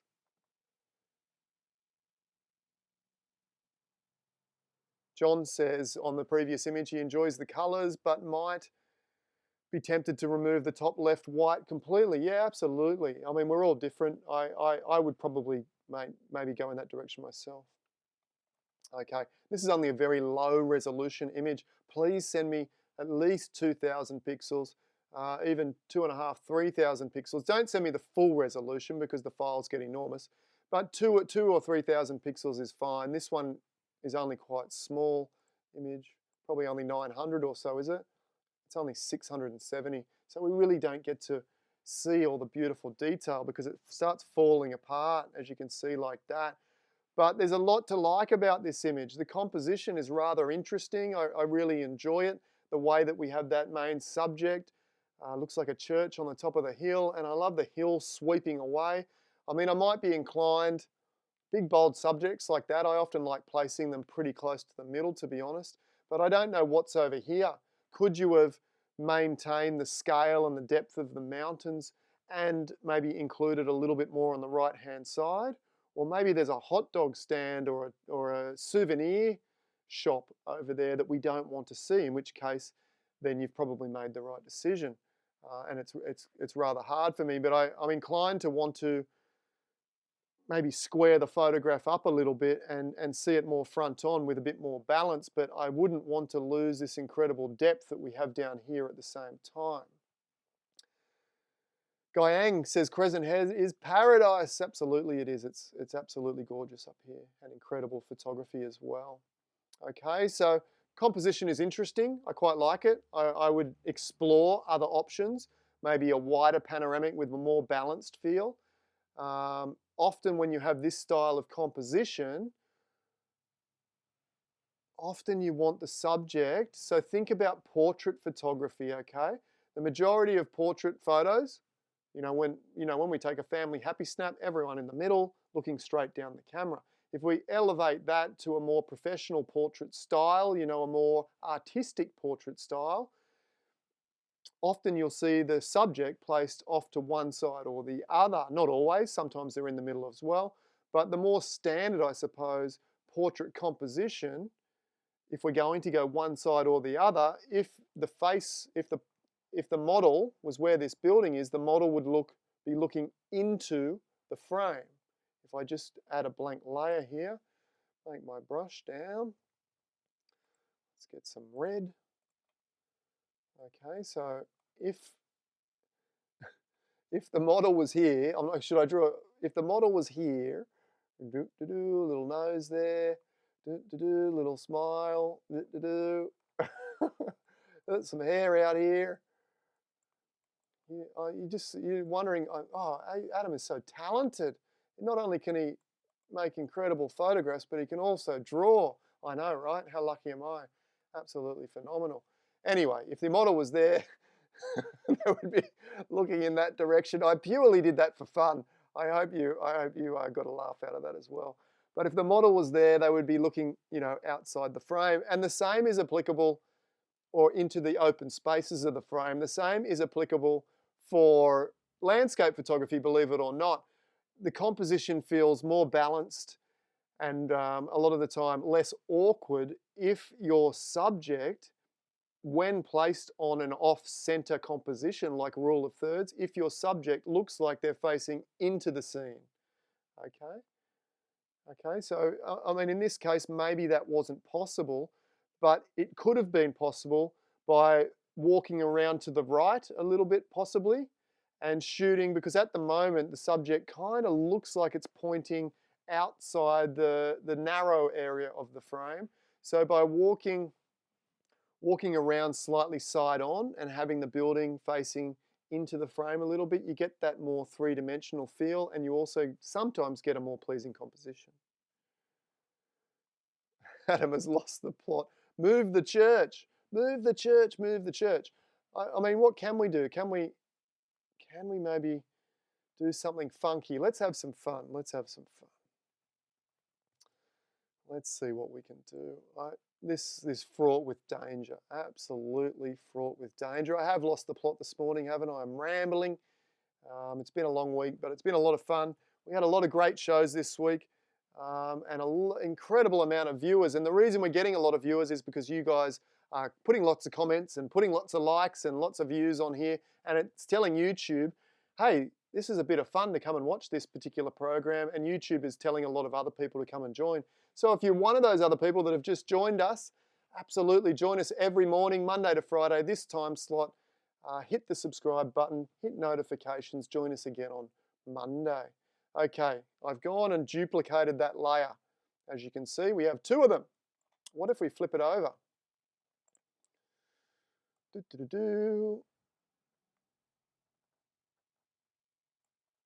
Oh, okay. There's two. We could have a light side and a dark side. We could really play with that. It wasn't my intention. It wasn't my intention. Square crop, says Peter. Absolutely, we'll try that too, Peter. That's a good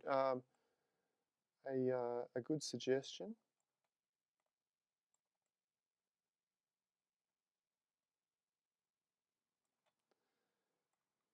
Who knows where I'm going? Who knows where I'm going? Have you figured out what I'm doing with this?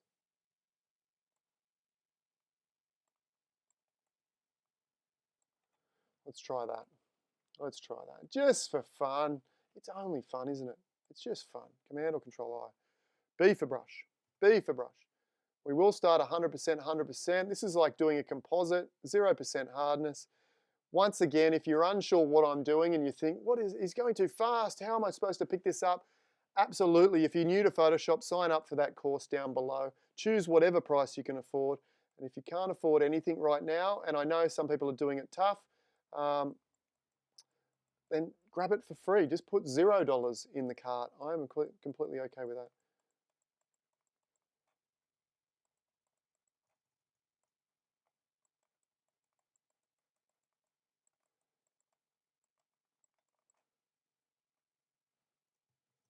Sharon says, what have you, Sharon has a comment. I think I might have to send you a photo. Yeah, absolutely, send a photo.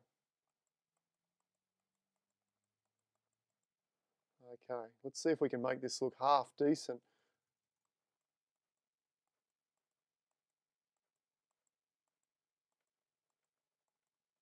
Whoa, it's not bad, to be honest, is it? It's not bad. It's not bad. It's a bit of fun, guys. I mean, let's not take it too seriously. And I'm sorry if anyone takes offense when they send their images into the show here and I do silly things like this with them. But at the end of the day, we are a creative type show. And I'm respectful to all forms of art. But if you're sending it in here to me, yes, I'm absolutely going to sort of lean on the styles that I really enjoy and show you what's potentially possible. Not everyone wants to do this with their photographs, but absolutely you can. We need to fix up this pathway, don't we? Let's see if we can do that. Command or Control J, the background layer there. We'll drag it up the top, that new version. Command or Control T for transform. I need to stretch it up a bit like this. I want that bit just there somewhere. It's not going to be perfect, but you could make it pretty good, to be honest, without... Let's see if that goes okay.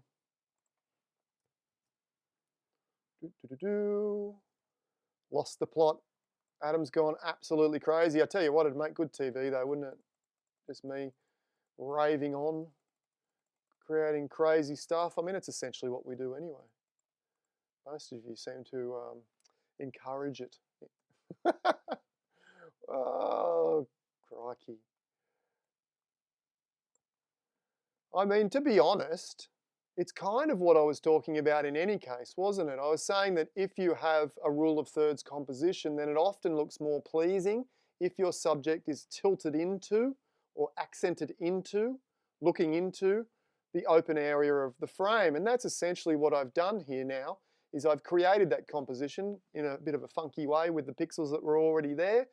But to be honest, it kind of works in some sort of style, doesn't it? Yeah, absolutely. We could replace it with a big, dramatic, romantic sky now, and we could be here till who knows what time, couldn't we? Anyway, how are we going? Geez, we're coming up on 2 hours, aren't we? I better... Love the edit, love the edit. Looks great. Peter Hammer, thank you, Peter. Let's have a quick look at that square crop. Then we'll do one more. I'm not going to get through all the images, but the ones I miss out today, I will come back to next week. Yep, the square crop works pretty well as well. It still sort of feels a little bit awkward because of the accent of the tilt of the particular building. I'd like to see it facing inward than facing outward the majority of the time. Okay, let's do one more. Oh, we're going to get through 8, so that's a pretty fair job. That's what we normally get through. So that's pretty fair. Betty submits the image to see if I can get more out of it without making it too dark. Talking of which, mentioning my images. Talking of which, my dark images, or she's referring to, yeah, mine, as in not hers, dark images don't strike me as foreboding and depressing at all. Betty just finds them interesting. Thank you. I hear that a lot, actually. A lot of people tell me that they don't particularly find my dark images. In fact, a lot of people find them quite beautiful and quite soothing. And that's perfectly okay. And one of the reasons behind that is I leave a lot of detail and I leave a lot to the imagination of the viewer to interpret within that particular series that Betty is talking about. So absolutely, a lot of people are going to come up with a different feeling or emotion from that particular image. And all it is my job as an artist is to create or try and communicate, I suppose, the feeling that I'm feeling into my work. And then it's not up to me what everyone else feels. And in fact, in a certain sense, if you like, in a certain sense, the more interpretations an image can portray to a different audience with different backgrounds and different emotions, then that may be a sign of a really strong image, rather than critiquing it and saying, well, the audience is not feeling dark and depressed like you tried to infuse. They're feeling peaceful and calm. Well, I think that's perfectly okay, and it might be the sign of a strong image rather than a weak one. I think where we might fall down is if our audience feels nothing at all, and they just sort of, oh, well, I'm not really sure what this photograph's about, and it doesn't move me in any general manner. At least for me, that's my aim, is to move my audience emotionally, or trigger something, a thought, a memory, or something like that. So, you know, side note. Okay, the scene of the image is just looking over the back fence. Beautiful, foggy morning, river nearby. I feel these kind of forest images don't need a story. Absolutely, up to you. I think there probably might be a story in there anyway. They're always awesome to see. Yeah, look, it does, for me, it does have a story. You got these really ethereal type light beams sort of coming down from above, you know what I mean? So it definitely has some pretty incredible emotion to it. You know, the power of nature or spirituality, if you like, depending on what you believe in. Yeah, absolutely. Particularly, look at this little spotlight with a little fragile tree there. So, you know, often with my images, I create them somewhat subconsciously and I don't realize the story until later, until I look at them or sit with them for some months or even years. And then all of a sudden I think, well, hang on, I was feeling that kind of emotion at that particular time. And, you know, maybe Betty, this little tree represents yourself in some way, or someone that you're feeling is vulnerable at this point. And, you know, this beautiful warm sunlight kind of shining down on them is brightening up their day. Absolutely, who knows? Joining in late, Pamela, good to have you. Good to have you. Yeah, art is very subjective, Doug, absolutely, mate. What would I do with this one? You could do a lot of different things. You know, maybe I like the panoramic version because those light rays are absolutely gorgeous. I love this little tree here as the subject. Maybe we could just warm it up a little bit. What happens if we add some little warming photo filters here?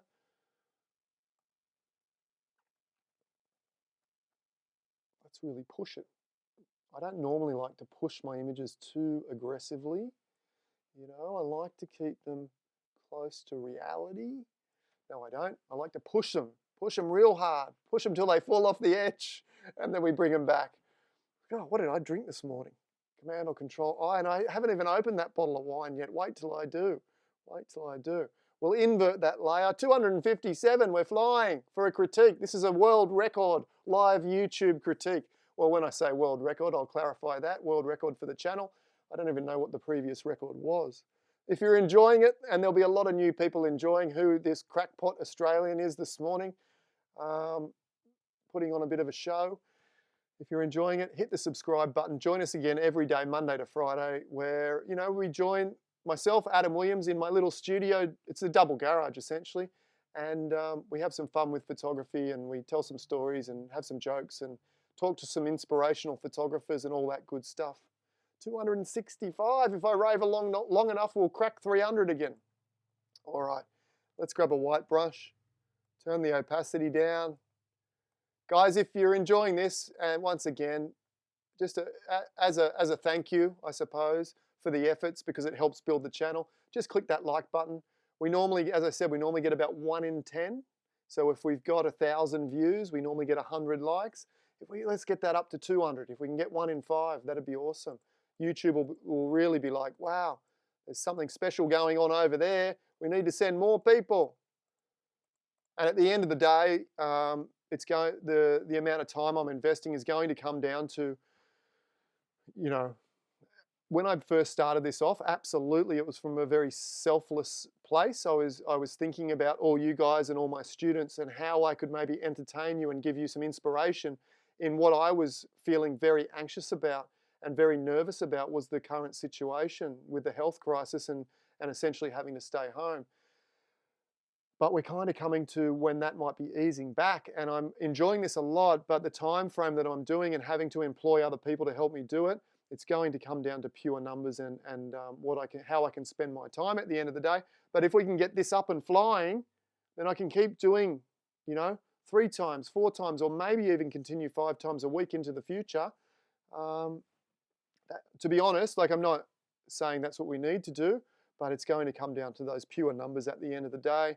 And it is growing incredibly well thanks to you guys. So who knows, maybe we will continue 5 times a week, or at least maybe 3 times a week. For the next 2 weeks, we're doing 5 times a week at least, and then we'll reassess. 127 likes versus 261 viewers. That is awesome. However, what we'll end up finding is that we have you know, more of 1,000 viewers over the time frame, and we don't get a lot of likes from all of those viewers, unfortunately. So we sit at around about that 1 to 10 by the time the show is finished. But that's pretty incredible, guys. Thank you so much for getting over the 100 likes. Absolutely phenomenal, and heaps of comments. What would auto curves do? Let's have a look, says Daryl. quite nice. Gives us a lot of brightness, doesn't it? If we hold down Option or Alt, click on Auto again. So thank you everyone. That's probably the best option. I just flicked through there. Thank you everyone for comment and liking and viewing this every day. I don't want to sound like pushing for numbers, because that's not what it's really all about as the initial criteria. And I think you all understand that that's not what I'm about as a primary objective. Okay, AutoCurves is nice. I would probably, it has brightened up the scene. Yeah, it has done a lot of good, in fact, in a lot of areas.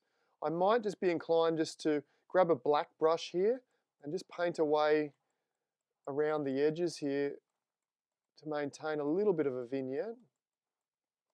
And to be honest, this is such a beautiful photo, it doesn't really need much. It doesn't really need all that much. Where is the like button on the phone? I have no idea, Pamela. I have no idea. I'm assuming on the phone, when you tilt it up, so vertically, because obviously when you're on the phone, you're often watching it horizontally to get full screen, to get a better view. But maybe if you tilt it up vertically, there might be some more information. If you can't still see the like button, there's a little tiny expansion triangle on the bottom right corner of the footage when the phone is up vertically. Click on that and you'll see description, and you probably see like and subscribe there as well. If anyone else is watching and hasn't yet subscribed and doesn't know where it is, then that's where it might be. Have a look around and you'll probably find it. Would I mask out the tree on the right, as in remove it altogether, Freelancer? There's a couple of little bits. That little set of leaves there I might try and crop out because they're a bit distracting. The tree on the right I think is fine. We could probably add some more balance by just dragging in this side a little bit, if you like. You know, it's all very subjective, isn't it? Oops. Sorry, let's just do that again. I pressed the wrong button.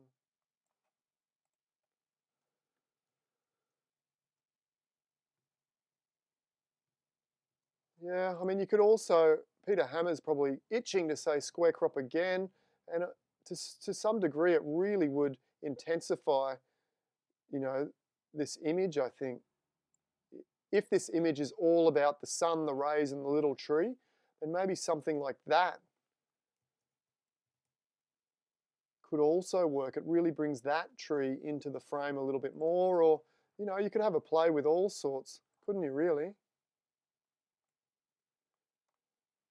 Yeah, thanks, Diane. Yeah, the numbers have gone crazy lately. The last few days, the numbers have gone absolutely off the charts. We're getting some record numbers, and it literally, it's all down to you guys commenting, liking, joining me every day. And YouTube is absolutely seeing that. There was a flat spot about 2 or 3 weeks ago when YouTube started ignoring us. And since then, all you guys have been liking and sharing and commenting and subscribing. And it's just gone through the roof. We had that peak of 400 the other day. We had over 300 yesterday, and we're approaching close to 300 today. So absolutely phenomenal. And it's all down to you guys building this up. And look, the more it builds up, the more fun stuff I can do, and the more high-profile photographers will come along and join, and it's a win-win for everyone at the end of the day, absolutely. Cheryl liking the square crop. Yeah, I'm not 100%. I think it does bring more intensity to that little tree. If we think that tree is really important, which I tend to think it is, then that square crop is really, really nice too. Yeah, I do like it, but I do like the wide one as well because of all the rays. Okay, I'm going to wrap it up there. Let's do something funky. Let's switch back. Let's switch back cameras. Woo, we're back here. Let's wrap it up, guys. I've still got the questions there, so if you have any questions, let me know. Thank you once again. Hit the like button if you're new and you enjoyed hanging out and hearing some stories, seeing some critique. If you love photography, hit the subscribe button, hit the get notifications. I'm going to have the weekend off and work on the microphone and work on a few different things and see if I can't get a better result for you guys next week. But back on Monday morning, 10 a.m., we're going to do some funky Photoshop stuff. I'm not exactly sure what it'll be, but it will be fun, I can guarantee that. And do you know what? Tomorrow night, Shiraz night. Thank you again, Young and Robin. Robin had to leave us earlier today for an appointment, but she'll be back watching this. So thank you guys so much for that little gift. All right, guys. Thanks again. Anthony's back at work on Monday. The replay is always on the channel, guys. So there's plenty of videos. Plus, check out the description. There's heaps of stuff to keep you busy there. The competition, the courses, the best of this live series is down there as well. Thank you so much. Enjoy the weekend. Stay safe, stay well. Love to the family. And I'll see you Monday morning, 10 a.m. Sydney time. Let's do it again. Bye for now.